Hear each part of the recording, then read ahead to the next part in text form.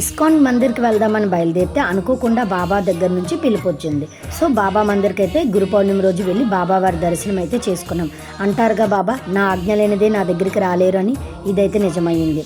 శ్రీ షిరిడి సాయినాథ్కి జై.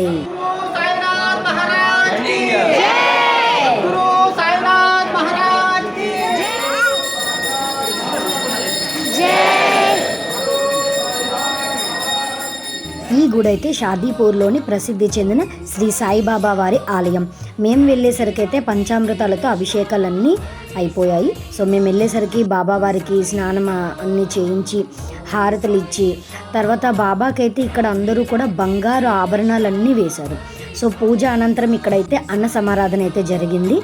కిచిడి ఇంకా కీర్ ఒకటి పెట్టారు. ఇక చెప్పేదేముంది, బాబా ప్రసాదానికి అమృతం అంటే అమృతం. సమర్థ సద్గురు సాయినాథ్ మహారాజ్కి జై.